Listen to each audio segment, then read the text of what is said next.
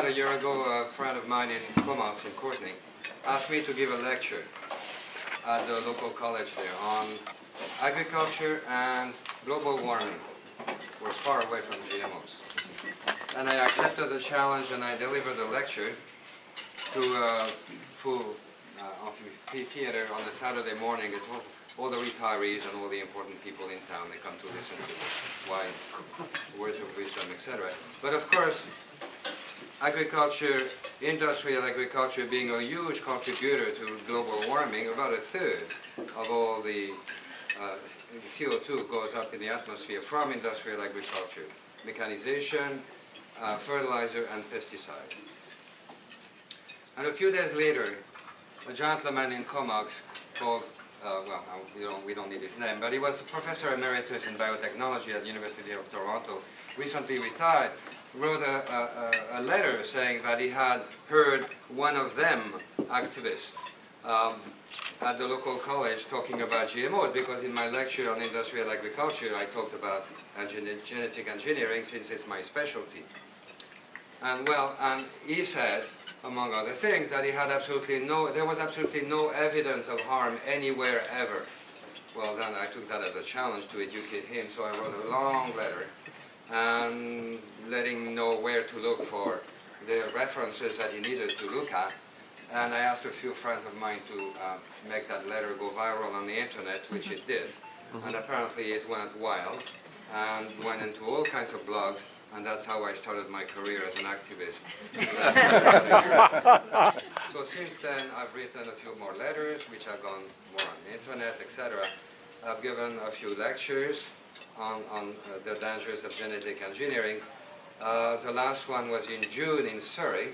And then soon after that, I get invitation, could you please come to Baltimore or San Diego or wherever, Manitoba, etc. I thought like, oh, well, I think I'll go on a tour. And so I decided to go on a tour just like that.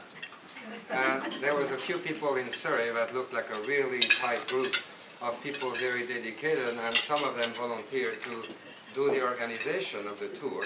And then of course Dr. Shiv Chopra came on board very quickly, and we've been organizing for the last 2 or 3 months, and now it's really happening.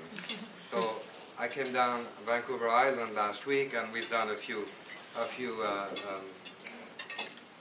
events, lectures here over the last few days, one at UBC and Vancouver, we were in Squamish, etc. And we are leaving tomorrow for good, and we're going east. For good. BC and then Alberta.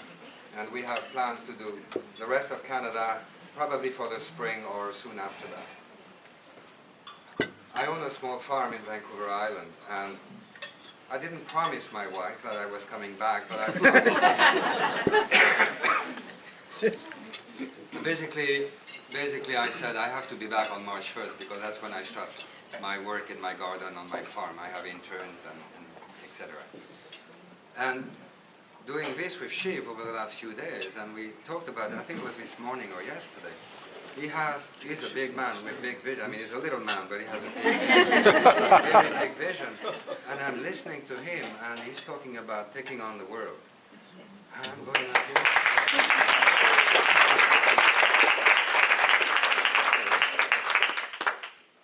And I'm thinking, yeah, I could do that. I have to ask my wife. So that's in the works.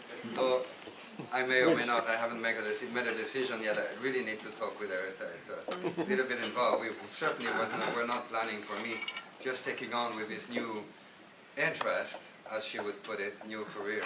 I get, what is the term she uses? She says I am not neurotic, I am... when I want to do something, I get completely immersed in it. Obsessive compulsive. Second win.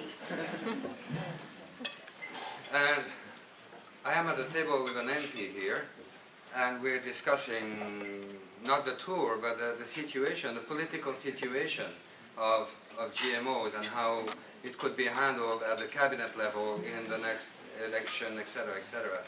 And I am so clear that I know that if we had to bring change, it would have huge consequences for modern agriculture in Canada. Not just for the farmers, just the way we grow food.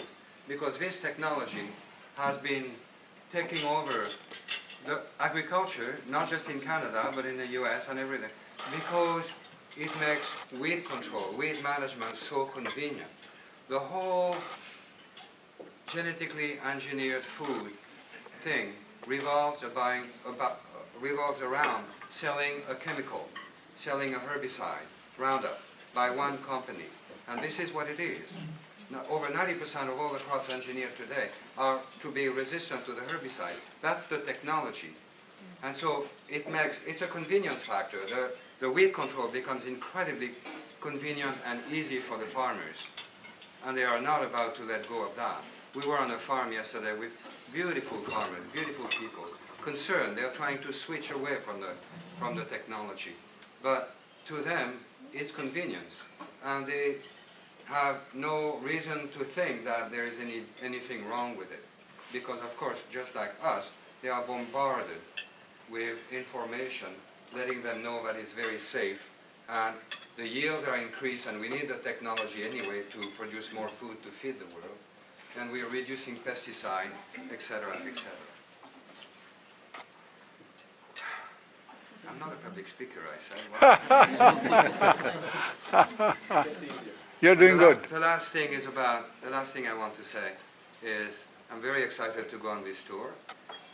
It's challenging. It's obviously a bit stressful. I was definitely all summer long, I was like buzzing with adrenaline, but I've calmed down a bit. But the last thing is that, to me, which is very interesting, is to connect with Aaron here and his wife. I met his wife this evening, and I look at her and I said, I have seen you before. You used to own a restaurant in Vancouver, remember? Woodlands. Woodlands. And I have two daughters who are, and grandchildren now. My two daughters bust the tables at that restaurant. And now I'm here. 30 years later, I'm here in a completely different context. Yes. So, connectivity. Anyway.